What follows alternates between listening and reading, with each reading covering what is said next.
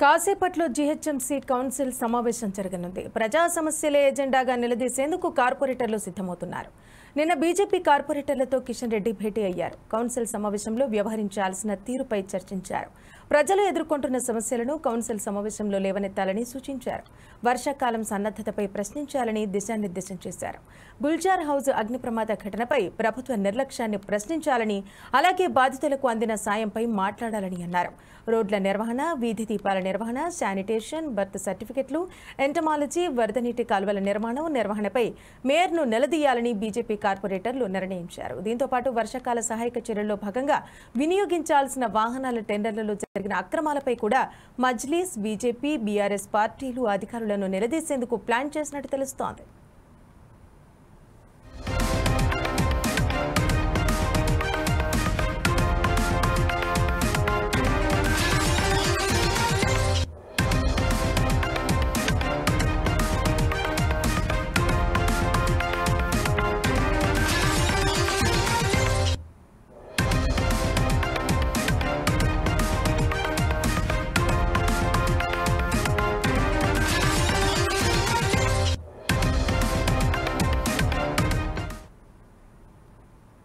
కాసేపట్లో GHMC council సమావేశం జరగనుంది. ప్రజా సమస్యలే ఎజెండాగా నిలదీసేందుకు కార్పొరేటర్లు సిద్ధమవుతున్నారు.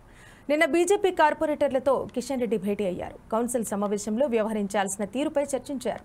ప్రజలు ఎదుర్కొంటున్న సమస్యలను కౌన్సిల్ సమావేశంలో లేవనెత్తాలంటూ సూచించారు. వర్షాకాలం సన్నద్ధతపై ప్రశ్నించాలని దిశానిర్దేశం చేశారు.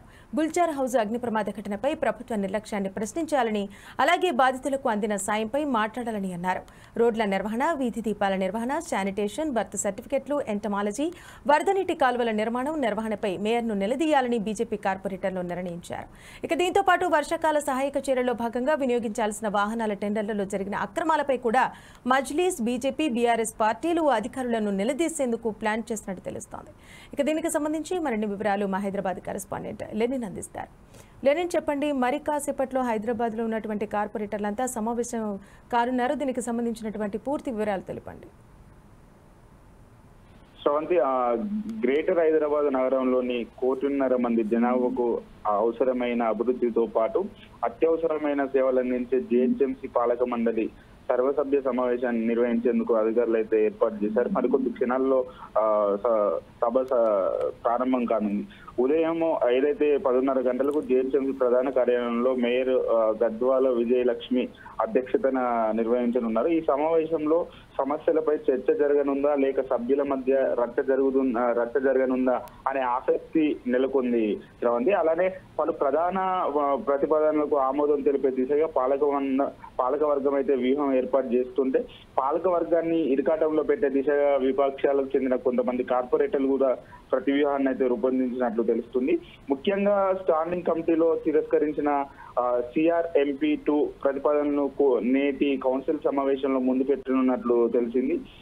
CRMP1 లో కేటాయించిన సుమారు 744.22 కిలోమీటర్ల రోడ్లు, మరిన్ని రోడ్లను జోడించి మొత్తము 1142.54 కిలోమీటర్ల రోడ్లను నిర్వహించనున్న రానున్న ఐదేళ్ల పాటు 2025-30 ప్రైవేటు ఏజెన్సీలపై అందుకు సుమారు 3,825 కోట్లను మంజూరు కోరుతూ బుధవారం జరగనున్న కౌన్సిల్లో అయితే సమావేశం ముందు ప్రతిపాదన పెట్టనున్నారు. అయితే పాలక మండలి సిద్ధం కావడం చర్చనీయాంశంగా అయితే మారింది. ఈ సమావేశానికి సభ్యుల నుంచి మొత్తము 120 ప్రశ్నలు రాగా, వీటిలో మేయర్ కౌన్సిల్ మీటింగ్ కోసం కేవలం 24 ప్రశ్నలను ఎంపిక చేసినట్లు అయితే సమాచారం. కానీ ఇటీవలే జీహెచ్ఎంసీలో వర్షము సహాయక చర్యల్లో భాగంగా ఏదైతే తగు జాగ్రత్తలు తీసుకోవాలనే విధంగా కూడా జరిగింది. అలానే వాహనాల టెండర్లో జరిగిన అక్రమాలపై కూడా మజ్లీస్, బీజేపీ, బీఆర్ఎస్ పార్టీలు అధికారులను నిలదీసేందుకు ప్లాన్ చేస్తున్నట్లు విశ్వసనీయ సమాచారం అయితే ఉంది. అట్లనే జీహెచ్ఎంసీలో కౌన్సిల్లో సంఖ్యాబలం అత్యంత మాత్రంగా ఉన్న కాంగ్రెస్ పార్టీ విపక్షాల వ్యూహాన్ని ఎదుర్కొనేందుకు ప్రతి వ్యూహాన్ని అయితే రచించినట్లయితే సమాచారం. ముఖ్యంగా అధికార పార్టీ కాంగ్రెస్ ప్రవేశపెడుతున్న ప్రతిపాదనను తిరస్కరించేందుకు ప్రధాన విపక్షాలైన బీఆర్ఎస్, బీజేపీలు అయితే ఎదుర్కోవడానికి సిద్ధంగా ఉన్నారు. అట్లనే ప్రజా సమస్యలపై గలం విప్పి అధికారులను తీరును ఎండగట్టేందుకు మజ్లిస్ పార్టీ కూడా ప్లాన్ చేస్తున్నట్లు తెలిసింది.